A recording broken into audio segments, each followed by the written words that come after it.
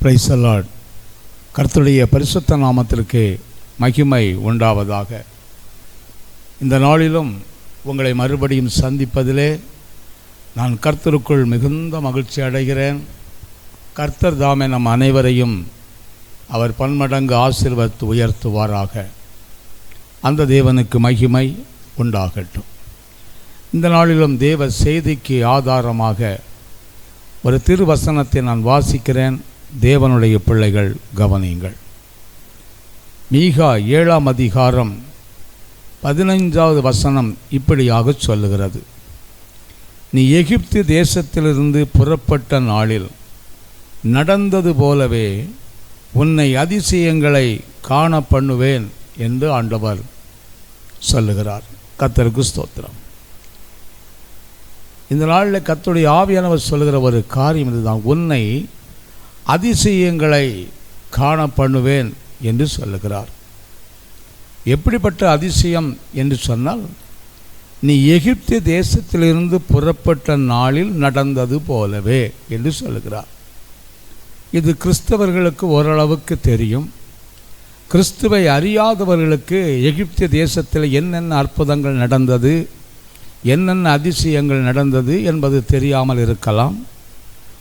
ஆனாலும் இந்த நாளிலே இதை அறிந்தவர்களுக்கும் அறியாதவர்களுக்குமாக தேவன் சொல்கிறார், உன்னை அதிசயங்களை காண பண்ணுவேன் என்று சொல்கிறார். அப்படியானால் நம்முடைய வாழ்க்கையில் தேவன் அதிசயங்களை காண செய்ய வல்லவராயிருக்கிறார். அந்த அதிசயங்களை காண்பதற்கு நாம தயாராக இருக்க வேண்டும். கர்த்தருக்கு ஸ்தோத்திரம். நம்முடைய வாழ்க்கையில் தேவன் சில அதிசயங்களையும் அற்புதங்களையும் அடையாளங்களையும் நன்மைகளையும் செய்ய வேண்டுமானால் அதற்கு நீங்களும் நானும் ஆயத்தமாக வேண்டியது அவசியம். ஆயத்தம் இல்லாமல், அதுக்கு தகுதி இல்லாமல் நாம் இருந்துவிட்டு எனக்கும் தேவன் ஒரு அதிசயத்தை செய்வார் என்று சொன்னால் அது நடக்காத காரியம். கர்த்தருக்கு ஸ்தோத்திரம். அப்படியானால் முதலாவது ஆண்டவராகிய இயேசுவை ஏற்றுக்கொண்டவர்கள் அல்லது கிறிஸ்தவர்கள் வாழ்க்கையில் தேவன் ஒரு அதிசயத்தை செய்ய வல்லவராக இருப்பார். உங்கள் பிள்ளைகள் வாழ்க்கையில், உங்கள் கணவன் வாழ்க்கையில், தொழிலில், வருமானத்தில், எல்லா விஷயத்திலும் நீங்கள் எதிர்பார்த்த காரியங்களிலும் சில அதிசயங்களையும் நன்மைகளையும் செய்ய வல்லவராக இருக்கிறார். அதே நேரத்தில் நீங்கள் எதிர்பார்க்காத சில காரியங்களிலும் அதிசயங்களை செய்ய அவர் வல்லவராய் இருக்கிறார். அந்த தேவனுக்கு மகிமை உண்டாகட்டும். அப்படியானால் கிறிஸ்தவர் வாழ்க்கையிலே தேவன் அதிசயங்களை செய்ய வேண்டுமானால் நாம் ஒரு காரியத்தை செய்ய வேண்டும். இதற்கு முன்பதாக என்னென்ன காரியங்களெல்லாம் நமக்கு தேவன் நன்மைகளையும் அதிசயங்களையும் அற்புதங்களையும் செய்தாரோ அதை எல்லாவற்றையும் இப்போது நாம் நினைவு கூற வேண்டியது அவசியமாக இருக்கிறது. எப்படி? இப்போ சில பிரச்சனைகள், சில பாடுகள், சில போராட்டம், சில பலவீனங்கள், சில வியாதிகள், சில மரணக்கட்டுகளோடு நீங்கள் இருந்தாலும் நீங்கள் உங்கள்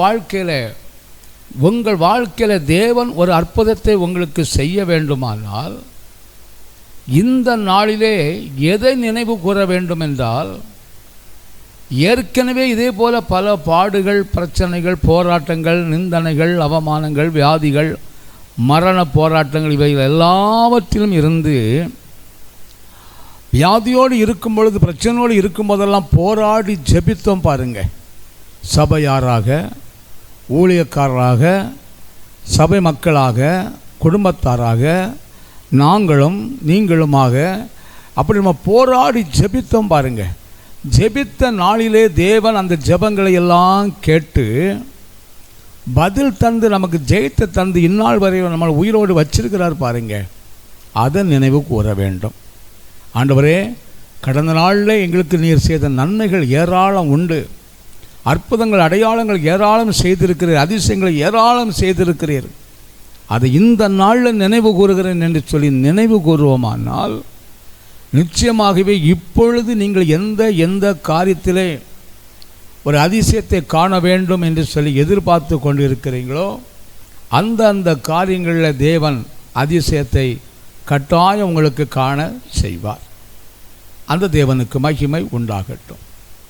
அதே நேரத்தில் ஆண்டவராகிய இயேசுவை அறியாதவர்கள், ரட்சிக்கப்படாதவர்கள், அவரை குறித்து தெரியாதவர்கள் இருப்பீர்களானால், இன்றைக்கு இந்த தேவ செய்தியை கேட்டுக்கொண்டிருக்கிற நீங்களும் ஒருவேளை இயேசுவை அறியாதவர்களாக இருந்தாலும், ஆண்டவரே எனக்கும் ஒரு அதிசயத்தை செய்யுங்கப்பா, என்னுடைய வாழ்க்கையில் ஒரு அதிசயத்தை செய்யுங்கன்னு கேட்பதற்கு முன்பதாக விசுவாசத்தோடு நம்பிக்கையோடு இந்த தேவனுள்ள தேவன் இன்றைக்கும் ஜீவிக்கிறவராய் இருக்கிறார் என்று நீங்கள் புரிந்து இந்த இயேசுவை விசுவாசிப்பீர்களானால், இந்த இயேசுவை நம்புவீர்களானால், எத்தனையோ பேருக்கு இந்த இயேசு அற்புதத்தை செய்தவர், அதிசயங்களை செய்தவர், எங்களுக்கும் அதிசயம் செய்வார் என்று நீங்கள் விசுவாசத்தோடு நம்பிக்கையோடு, இயேசப்பா நானும் உம்மை ஏற்றுக்கொள்ளுகிறேன்,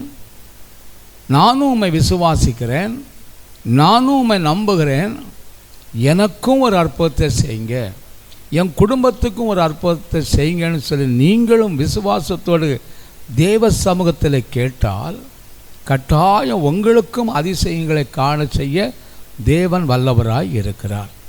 அந்த தேவனுக்கு மகிமை உண்டாகட்டும். ஏனென்றால் கேட்கிற எவனும் பெற்றுக்கொள்ளுகிறான் என்று தான் வேதம் சொல்கிறது. ஆகினாலே நான் இயேசுவை அறியாதவனாக இருக்கிறேனே, நான் இயேசுவை அறியாதவளாக இருக்கிறேனே என்று சொல்லி நீங்கள் ஒதுங்க வேண்டாம். நீங்கள் இயேசுவை அறியாதவர்களாக இருந்தாலும் விசுவாசிப்பீர்களானால், இயேசுவை நம்புவீர்களானால், உயிர்த்தெழுந்த இயேசு இன்றைக்கும் ஜீவிக்கிறார் என்று சொல்லி நீங்கள் நம்புவீர்களானால், இந்த இயேசு எனக்காகவும் இரத்தம் சிந்திருக்கிறார், இந்த இயேசு எனக்காகவும் மரித்து உயிர்த்தெழுந்திருக்கிறார், இந்த உயிர்த்தெழுந்த இயேசுவை எல்லா கிறிஸ்தவர்களும் கொண்டாடுகிறார்கள், நான் என் உள்ளத்தில் அவரை விசுவாசிக்கிறேன், அவரை நம்புகிறேன் என்று சொல்லி விசுவாசித்து அவர் மேலே நம்பிக்கை வைத்து நீங்களும் தேவ சமூகத்தில் எனக்கும் ஒரு அற்புதத்தை செய்யுங்க, என் குடும்பத்துக்கும் ஒரு அதிசயத்தை செய்யுங்கன்னு கேட்டால், கட்டாயம் உங்களுக்கும் அதிசயத்தின் நன்மையும் செய்ய அவர் வல்லவராகவே இருக்கிறார். அந்த தேவனுக்கு மகிமை உண்டாகட்டும். கர்த்தருக்கு ஸ்தோத்திரம். அப்படியானால் இந்த நாளிலே இந்த தேவ செய்தியை கேட்டுக்கொண்டுக்கிற உங்கள் வாழ்க்கையில் நிச்சயமாகவே தேவன் என்ன என்ன காரியத்துக்காக எதிர்பார்த்து நீங்கள் காத்திருக்கிறீங்களோ, எந்தெந்த காரியத்தினால் உங்களுக்கு ஒரு அதிசயங்கள் நடக்க வேண்டும் என்று எதிர்பார்த்து கொண்டு இருக்கிறீர்களோ, அந்த காரியங்கள் எல்லாவற்றிலும் தேவன் நிச்சயமாகவே உங்களுக்கு ஒரு அதிசயத்தை செய்ய வல்லவராய் இருக்கிறார். அந்த தேவனுக்கு மகிமை உண்டாகட்டும். கர்த்தருக்கு ஸ்தோத்திரம். அருமையான தேவஜனமே, ஆனாலும் வேதாகமத்தில் சொல்லப்படுகிறபடி இந்த இஸ்ரவேல் ஜனங்களுடைய வாழ்க்கையில் தேவன் பல அதிசயங்களை காண செய்தார், பல நன்மைகளை ஆண்டவர் செய்தார். ஆனாலும் இஸ்ரவேல் ஜனங்களுடைய குண அதிசயம் என்னன்னு சொன்னால், அவர்கள் செய்த நன்மையை, அதாவது தேவன் செய்த நன்மையை, அதிசயங்களை, அற்புதங்களை எல்லாம் வாங்கிக்கிட்டு உடனே உடனே மறந்துடுவாங்க பாருங்க. அதுதான் அந்த ஜனங்களுடைய குண அதிசயமாக இருந்திருக்கிறது. எவ்வளவுதான் தேவன் அவர்களுக்கு அற்புதங்களும் அடையாளங்களும் அதிசயங்களும் நன்மைகளையும் செய்திருந்தாலும், அது கிடைத்த நேரம்தான் சந்தோஷப்படுவார்கள், மகிழ்ச்சி அடைவார்கள். தேவன் எனக்கு அதை செஞ்சிட்டார், தேவன் எனக்கு அற்புதம் செஞ்சிட்டார்னு சொல்லுவாங்க. ஆனால் அடுத்த செகண்ட் அதை மறந்துடுவாங்க பாருங்க. கர்த்தருக்கு ஸ்தோத்திரம். இங்கே வேதத்தில் பார்க்கிற பொழுது இஸ்ரவேல் ஜனங்களுடைய குணம் அதுதான். ஒரு நாள் ஒரு வித்தியாசமான காரியம் நடந்தது பாருங்க. மோசே என்கிறதான தேவ மனுஷன் இஸ்ரவேல் ஜனங்களை வழிநடத்தி வரும் பொழுது முடிவிலே ஒரு செங்கடலுக்கு முன்பதாக வந்து நிற்கிறார்கள். முன்னாடி போனால் செங்கடல், பின்னாடி பார்த்தால் பார்வோன் சேனை விரட்டி வருகிறான் இந்த ஜனத்தை பிடிப்பதற்காக. இந்த இஸ்ரவேல் ஜனங்களை பிடிப்பதற்காக விரட்டி வருகிறான். இப்போ சூழ்நிலை என்னவாயிற்றுன்னா, முன்னாடி போனால் செங்கடலில் விழுந்து சாகணும், பின்னாடி பார்த்தா பார்வன் கையில் விழுந்து சாகணும். ஆக மொத்தம் இந்த ஜனங்களுடைய நிலைமை என்ன, சாவுக்கு நேராய் நிற்கிறார்கள். என்ன செய்வதென்று தெரியாத ஒரு சூழ்நிலையில் நிற்கிறார்கள். அந்த நேரத்தில் தான் எல்லா ஜனங்களும் மோசையை வந்து நெருக்குறாங்க பாருங்க. நெருக்கி கேட்குறாங்க, மோசே, எங்களுக்கு அங்கெல்லாம் அடக்கம் பண்ணுவதற்கு பிரேத குழிகள் இல்லை என்று சொல்லி எங்களை இங்கே கொண்டு வந்த, முன்னாடி போக முடியல பாரு, போனால் செத்தே போயிடுவான் செங்கடலில் விழுந்து. பின்னாடி பாரு, பார்வான் சேனை அவங்க கையில் மாட்டினா அங்கேயும் செத்து போயிடுவோம். இப்போ நாங்கள் என்ன செய்யணும் சொல்லு என்று சொல்லி மோசே இடத்துல தான் இந்த ஜனங்கள் நெருக்கினார்கள். அப்பொழுதுதான் மோசே கர்த்தரை நோக்கி பார்க்கிறான். மோசே கர்த்தரை நோக்கி கூப்பிடுகிறான், ஆண்டவரே நான் என்ன செய்ய அப்படின்னு சொல்லி அவன் கேட்கிற பொழுது தேவன் தகுந்த ஆலோசனையை மோசே என்கிற உன்னதமான தேவ மனுஷனுக்கு கொடுக்கிறார். மோசே பயப்படாதே, பயப்படாத மோசே, செங்கடலை கண்டும் பயப்படாதே, பின்னாடி வருகிற பார்வன் சேனையை கண்டும் பயப்படாதே, இருக்கிற சூழ்நிலையை கண்டும் பயப்படாதே, உன் கையில் ஒரு கோலை தந்திருக்கிறேன், அதை செங்கடலுக்கு நேராய் நீட்டி ரெண்டாக பிளந்து விடு என்று சொல்லி மோசேக்கு ஆண்டவர் ஒரு ஆலோசனையை கொடுத்தார். அப்பொழுதுதான் மோசே சொல்லுகிறான் ஜனங்கள் மத்தியில், பயப்படாதீங்க, தேவன் இன்றைக்கு செய்ய போகிற அற்புதங்களும் அதிசயங்களும் நன்மைகளையும் நீங்கள் பாருங்க, தேவன் நமக்காக பெரிய காரியங்களை செய்ய போகிறார், அதை இன்றைக்கு நின்று பாருங்க அப்படிங்கிறான். எல்லா ஜனங்களும் இவன் என்னடா இப்படி சொல்லிட்டு இருக்கிறான், என்ன அதிசயம் நடக்க போகுது, என்ன அற்புதம் நடக்க போகுதுன்னு சொல்லி எல்லாரும் பார்த்து கொண்டு இருக்கிற வேளையில் தான் கர்த்தர் கொடுத்த ஆலோசனையின்படி அந்த கோலை செங்கடலுக்கு நேராய் நீட்டினான் பாருங்க. தேவனுடைய நாமத்து நிமித்தமாக நீட்டின போது அங்கே தேவன் அற்புதங்களை செய்கிறார், தேவன் அதிசயத்தை செய்கிறார், தேவன் நன்மையானதை செய்கிறார். என்ன அதிசயம் அப்படி என்றால், செங்கடல் ரெண்டாக பிளந்து, அந்த தண்ணீர் ரெண்டாக பிளந்து, ரெண்டு சைடும் மதில் மாதிரி அப்படியே குவிந்து நிற்கிறதுபடியாய் கர்த்தர் ஒரு அதிசயத்தை உண்டு பண்ணினார். கர்த்தருக்கு ஸ்தோத்திரம். இதை கண்டதான ஜனங்கள் சந்தோஷப்பட்டார்கள். ஆனால் உள்ளத்தில் ஒரு பயமாக இருந்தது. இப்பொழுது மோசே சொல்லுகிறான், எல்லாரும் இந்த வட்டாந்தரையிலே நடந்து போங்க, நடந்து அக்கறைக்கு போங்க, பார்வோன் சேனை உங்களை ஒன்றும் சேதப்படுத்தாது, இந்த தண்ணீர் ஒன்று உங்களை சேதப்படுத்தாது. அதில் ஒரு சிலர் கேட்டிருப்பாங்க, ரெண்டு சைடும் தண்ணியாக இருக்குதே, ஒருவேளை நாங்கள் இந்த வெட்டாந்தரையில் நடந்து அக்கறைக்கு போகிறதுக்கு முன்பதாக இந்த தண்ணி வந்து எங்களை மூடிருமோ, நாங்கள் செத்து போயிடுவோமோ அப்படின்னு சொல்லி கேட்டிருப்பாங்க. ஆனாலும் மோசே சொல்லுறேன், பயப்படாதீங்க, இது தேவன் திறந்த வழிவாசல், ஒருவனும் பூட்ட முடியாது, ஒருவனும் அடைக்க முடியாது. நீங்கள் அக்கறை போய் சேர்கிற வரையிலும் உங்களுக்கு ஒரு சேதம் வராதபடி கர்த்தர் நின்று பாதுகாப்பார், தைரியமாக போங்கன்னு சொல்லிட்டான் பாருங்க. எல்லா ஜனங்களும் இப்போ புறப்பட்டு அந்த செங்கடலே ரெண்டாக பிளந்த தேவன் பார்க்கும்போது அங்கு வெட்டாந்தரை காணப்படுகிறது. அந்த வெட்டாந்தரையில் இந்த ஜனங்கள் எல்லாரும் புறப்பட்டு போய்கொண்டே இருந்தார்கள். அக்கறை போய் சேர்கிற வரையிலும் மோசையும் நின்று கொண்டே இருந்தான். முடிவிலே மோசையும் போய் சேர்ந்தான். சேர்ந்த பிற்பாடு பின்னாடி பார்வோன் சேனை உள்ளே நுழைந்து வந்தது. எதற்காக என்றால், இந்த இஸ்ரவேல் ஜனங்களை அக்கறை போய் சேர விடாதபடிக்கு தடுத்து நிறுத்தி அவர்களை பிடிக்க வேண்டும் என்கிற ஒரு வைராக்கியத்தோடு துணிச்சலாக உள்ள வந்தான். எல்லா பார்வோன் சேனையில் உள்ள எல்லாரும் உள்ள வந்தவுடனே தேவன் செய்த ரெண்டாவது அதிசயம் என்ன தெரியுமா?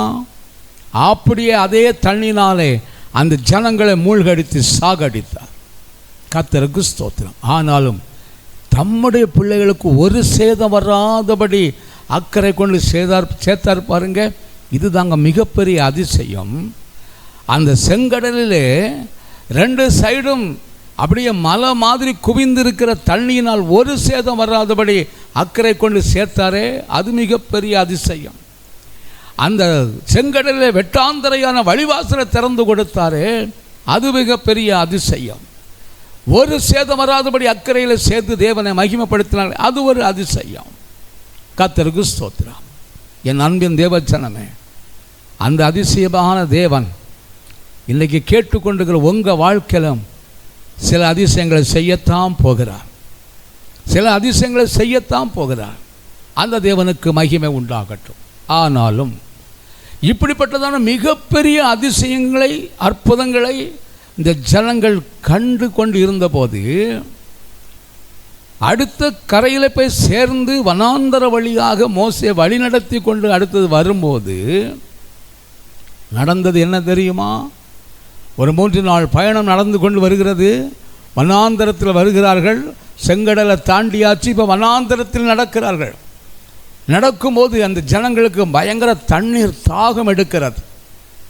தண்ணீர் தாகம் எடுத்த உடனே அங்கு இருக்கிற தண்ணீரை குடிக்க முடியல.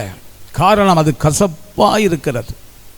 அது கசப்பாக இருக்கிறதுனால அந்த ஜனங்கள் எல்லாருக்கும் ஒரு வேதனை வந்துட்டு, என்னடா நம்ம இப்போ குடிக்க தண்ணி இல்லையே, அப்போ நம்ம தண்ணீர் குடிக்க முடியாமல் இருந்தால், தண்ணீர் இல்லாமல் இருந்தால், குடிக்க தண்ணி இல்லாமல் இருந்தால், அந்த கசப்பான தண்ணியை குடிக்க முடியாது. நல்ல தண்ணி நமக்கு கிடைக்கலையே, அப்படியால் இந்த இடத்துல நம்ம செத்தே போயிடுவோம். இந்த வனாந்தரத்தில் கொண்டு வந்தது நோக்கை நம்மளை சாகடிக்கத்தான் அப்படின்னு சொல்லி முடிவு பண்ணி மறுபடியும் மோசேட்டு போய் சண்டை போட்டு நிற்காமலுங்க. மறுபடியும் மோசேட்டு போய் கேட்குறாங்க, மோசே எங்களை எதுக்கு இந்த இடத்துக்கு கூட்டிகிட்டு வந்த, எதுக்கு இந்த வனாந்தர வழியாக நடத்தின, எங்களுக்கு தண்ணி இல்லையே, ஒரு கசப்பான தண்ணீர் அல்லவா இருக்கிறது, இந்த தண்ணீர் எங்களால் குடிக்க முடியாது, எங்கள் மனைவி பிள்ளைகள்லாம் சாகுதுக்கா, எங்கள் ஆடு மாடெல்லாம் சாகுதுக்கா எங்களை கொண்டு வந்த அப்படின்னு சொல்லி கேட்குறாங்க. மோசே இடத்துல கேட்டபோது மோசே மறுபடியும் தேவ சமூகத்தில் ஆலோசனையே கேட்கிறான். ஆண்டவரே, என்ன செய்யணும்ப்பா, இந்த தண்ணீர் மிகவும் கசப்பாக இருக்கிறதே, இந்த ஜனங்களுக்கு குடிக்க முடியாமல் இருக்கிறார்களே, இந்த தண்ணீரை குடிக்க முடியாததுனால இந்த ஜனங்கள் என்கிட்ட கோவப்படுறாங்க, சண்டை போடுறாங்க, முறுமுறுக்கிறாங்க, என்னப்பா நாங்கள் செய்யணும்னு சொன்னபோது தேவாதி தேவன் இந்த மோசைக்கு மறுபடியும் ஆலோசனை கொடுக்கிறார். மறுபடியும் ஆலோசனை கொடுத்து ஒரு மரத்தை காட்டி, இந்த மரத்தை விட்டு இந்த தண்ணீரில் போடு, தண்ணீர் மதுரமாகும் என்று சொன்னார். அந்த ஆலோசனையை கேட்டு சரியாகவே அந்த மரத்தை வெட்டி அவன் தண்ணீரில் போட்டபோது அந்த தண்ணீர் மதுரமாக மாறினது. இது 4வது ஒரு அதிசயமாக அங்கே காணப்படுகிறது. இப்போ எல்லா ஜனங்களுக்கும் சொல்கிறான், வாருங்கள் அந்த தண்ணியை குடித்து பாருங்க, இப்போ அந்த கசப்பெல்லாம் போயிட்டு தண்ணி நீட்டாக இருக்குது, குடிங்க, உங்களுக்கு குடிக்கிற தண்ணியாக மாறி இருக்கிறது என்று சொன்னான். எல்லா ஜனங்களும் குடித்து பார்த்து சொன்னார்கள், ஆமாம் இது நல்ல டேஸ்ட்டாக இருக்குது, முன்னாடி உள்ள கசப்பெல்லாம் போயிட்டு இப்போ இது நல்ல டேஸ்ட்டாக இருக்குன்னு சொல்லி சந்தோஷப்பட்டார்கள். கர்த்தருக்கு ஸ்தோத்திரம். என் அன்பின் தேவச்சனமே, என்னை கேட்டுக்கொண்டுக்கிற உங்கள் வாழ்க்கையில் ஒரு சில காரியத்தை இதில் புரியணும். இஸ்ரவேல் ஜனங்களை எப்படிப்பட்டவர்கள் சொன்னேன் என்றால், தேவன் செய்த நன்மைகளை எல்லாம் உடனே உடனே மறக்கிற ஜனங்களாக்கும். இந்த மிகப்பெரிய செங்கடலையே கடந்து கொண்டு வந்த என் ஆண்டவர் ஒரு சேதமில்லாமல் கூட்டிட்டு வந்த தேவாதி தேவன் இந்த வனாந்தரத்திலும் தண்ணீரை கொடுக்க வல்லவராய் இருக்கிறாரே, அதுவும் குடிக்கிற தண்ணீராக மாற்ற வல்லவராய் இருப்பாரே. அப்படியானால் தேவன் எங்களுக்கு செய்த அற்புதங்கள், ஏற்கனவே செய்த அற்புதங்கள், அதுக்கு முன்னாடி செய்த அற்புதங்கள் ஏராளம் இருக்கு. அதையெல்லாம் நடத்தின தேவன் இந்த வனாந்தரத்தில் இந்த கசப்பான தண்ணீரை மாற்றி இதில் ஒரு அற்புதங்களையும் அதிசயத்தையும் செய்து எனக்கு குடிக்க உதவி செய்வார் என்கிற நம்பிக்கையும் விசுவாசமும் இந்த ஜனங்களுக்கு வரலையே. எவ்வளவு அற்புதத்தை கண்ட பிறகும் அந்த அற்புதத்தை மறந்ததான ஜனங்கள் இந்த தண்ணீரை கண்டும் முறுமுறுத்தக்கதான் செய்தார்களே தவிர, இந்த தண்ணீரை கண்டு முறுமுறுத்தார்கள், வேதனைப்படுத்தினார்கள், கோபப்பட்டார்கள், மோசையை நெருக்கினார்கள். கர்த்தருக்கு ஸ்தோத்திரம். அப்படியானால் இந்த ஜனங்களுக்கு எவ்வளவு அதிசயங்களை கண்டாலும் திருப்தி அடைந்ததே இல்லை. எவ்வளவு நன்மைகள் பெற்றிருந்த போதும் அவர்களுடைய வாழ்க்கையில் இருந்ததால் முறுமுறுப்பு மாறவே இல்லை. எவ்வளவு அதிசயங்களும் அவங்க வாழ்க்கையில் கண்ட போதும் தேவன் செய்தாரே என்கிற உணர்வு இல்லை. அதுக்கு என்ன காரணம்? தேவன் செய்த நன்மைகளெல்லாம் மறந்தார்கள். அந்த செங்கடல் வழியாக கடத்தி வந்த பாதையெல்லாம் மறந்தார்கள். ஒரு சேதம் இல்லாமல் நடத்தினதை மறந்தார்கள். அக்கறை போய் சேர்ந்த பிறகு தண்ணீரை எனக்கு திராட்சரசமாக மாற்றக்கூடிய தேவன், தண்ணீரை எனக்கு மதுரமாக மாற்றி தருவார் என்கிற அந்த எண்ணமும் வரலையே. அந்த எண்ணமும் வரல பாருங்க. கர்த்தருக்கு ஸ்தோத்திரம். ஆனால் நடந்தது என்ன?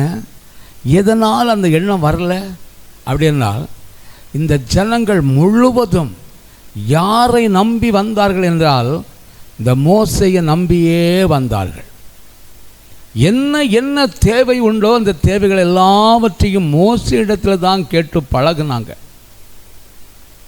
மோசே தேவனிடத்தில் கேட்க பழகலாம். மோசே எல்லா தேவைகளையும் தேவ சமூகத்தில் கேட்டான். ஆனால் அதே நேரத்தில் இந்த இஸ்ரவேல் ஜனங்களோ எல்லா தேவைகளையும் மோசே இடத்தில் போய் சொல்லி கேட்டார்கள். மோசே எனக்கு அதை வாங்கித்தான், மோசே எனக்கு இதை வாங்கித்தான், மோசே எனக்கு அது இல்லை, மோசே எனக்கு இது இல்லைன்னு சொல்லி மோசே இடத்துல தான் கேட்டு வாங்கி பழகுனாங்களே தவிர யாரிடத்தில் கேட்டு வாங்கலை தெரியுமா?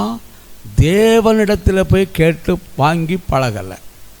கர்த்தருக்கு ஸ்தோத்திரம். அதனால தான் அவர்கள் அநேக காரியங்களை நிசாரமாக மறந்தார்கள்.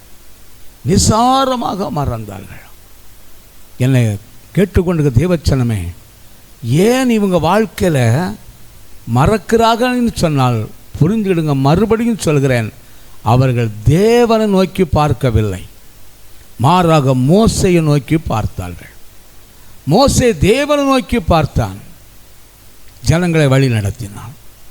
குறைவெல்லாம் கர்த்தர் மோசே மூலமாகத்தான் இஸ்ரவேல் ஜனங்களுக்கு நிறைவாக்கி கொண்டே வந்தார். அதனால் இஸ்ரவேல் ஜனங்களுக்கும் கர்த்தருக்கும் எந்த தொடர்பு இல்லாமலே வந்து கொண்டிருந்தார்கள். ஆனால் யாரோடு தொடர்பு கொண்டார்கள் என்றால் மோசையோடு தான் இந்த இஸ்ரவேல் ஜனங்கள் தொடர்பு கொண்டு வந்தார்கள். என்னை கேட்டுக்கொண்டிருக்க தேவச்சனமே, அதனால தான் அவங்க நிறைய காரியத்தை மறந்து போனார்கள். எவ்வளவு நன்மை கிடைத்தது அடுத்த நிமிஷம் மறந்துடுவான். எவ்வளவு அதிசயங்களை கர்த்தர் செய்திருந்து அடுத்த நிமிஷம் மறந்துடுறான். இன்றைக்கு இவர்கள் அநேக ஜனங்களுடைய வாழ்க்கையில் அப்படித்தான். ஏன் இவங்க வாழ்க்கையில் மறுபடியும் ஒரு அதிசயத்தை காண செய்ய முடியல?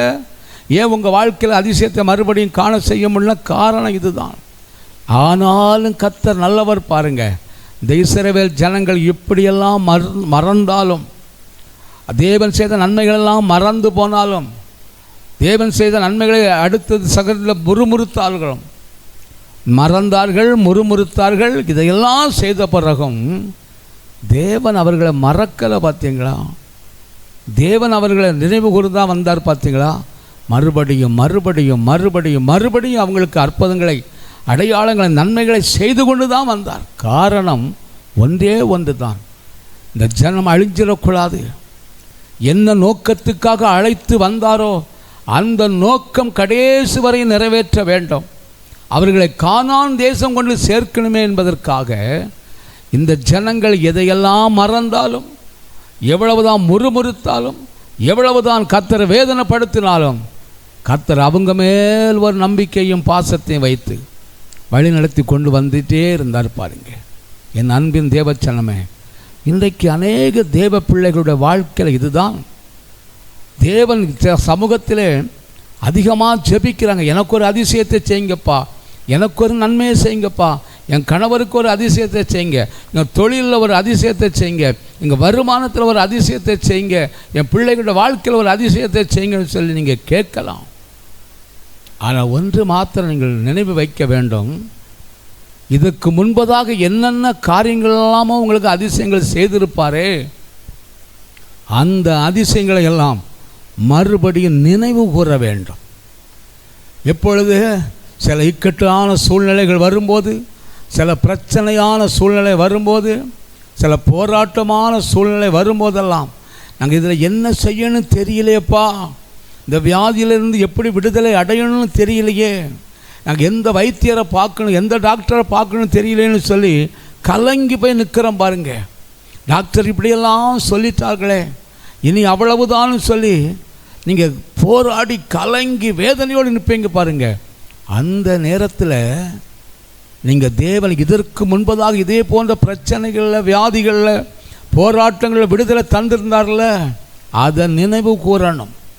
அதை நினைவு கூர்ந்து, ஆண்டவரே இவ்வளவு பெரிய பிரச்சனையெல்லாம் நான் கடந்த நாட்களில் நாங்கள் ஜெபித்த போது விடுதலை தந்த என் தேவனே, இந்த நாளிலும் எங்களுக்கு இருக்கிற இந்த பிரச்சனையில், இந்த போராட்டத்தில், டாக்டரெல்லாம் கைவிட்ட இந்த சூழ்நிலையிலும் நீர் விடுவிக்க வல்லவர். நிச்சயமாக இதில் ஒரு அற்புதத்தை செய்ய வல்லவர். இந்த பிரச்சனை, இந்த போராட்டத்தில் ஒரு அதிசயத்தை செய்ய வல்லவர். நாங்கள் நினைப்பதை விடவும் மேலாக நீர் எங்களுக்கு செய்வீர் என்கிற ஒரு விசுவாசமும் நம்பிக்கையும் நீங்கள் தேவன் மேலே வைக்க வேண்டும். அப்படி வைத்து நீங்கள் ஜெபிப்பீர்களானால் நிச்சயமாகவே எந்த காரியத்தில் நீங்கள் எதிர்பார்த்து கொண்டு இருக்கிறீர்களோ, எந்தெந்த காரியத்தில் அதிசயங்களும் நன்மைகளும் உங்களுக்கு செய்ய வேண்டும் என்று எதிர்பார்த்து கொண்டு இருக்கிறீர்களோ, அந்த காரியங்களில், அந்த சூழ்நிலையில் கர்த்தர் உங்களுக்கு ஒரு அதிசயத்தை கட்டாயம் செய்வார், கட்டாயம் செய்வார். ஆனால் நீங்கள் செய்ய வேண்டிய காரியம் என்ன தெரியுமா? இயேசுவை நம்ப வேண்டும், இயேசுவை விசுவாசிக்க வேண்டும். அவர் இதற்கு முன்பதாக செய்த அநேக அற்புதங்களையும் அடையாளங்களையும் நீங்கள் மறந்துடக்கூடாது. அதை மறந்ததுனால்தான் இன்றைக்கி அநேக கிறிஸ்தவர்கள் சில முறுமுறுப்பாங்க பாருங்கள். ஆமாம், ஆண்டவர் என்ன செய்தார், நானும் ஜெபம் பண்ணத்தான் செய்கிறேன், ஒரு காரியம் நடக்கலை, ஒரு காரியம். இப்படியெல்லாம் சொல்லாதீங்க, இப்படியெல்லாம் சொல்லாதீங்க, இப்படியெல்லாம் முறுமுறுக்காதீங்க. என் தேவனுக்கு பிரியமில்லாத ஒரு காரியம்தான் முறுமுறுப்பு. அந்த முறுமுறுப்பு உங்கள் வாழ்க்கையில் இருக்கவே கூடாது. நான் அடிக்கடி எங்கள் சபையில் சொல்லுவேன், எங்கள் குடும்பத்திலும் சொல்லுவேன், ஒரு வருஷத்தில் ஒரு தடவையாவது குடும்பமாக சேர்ந்திருந்து தேவன் செய்த நன்மைகளை நினைவு கூர்ந்து நன்றி சொல்லி ஜெபிங்க என்று சொல்லுவேன்.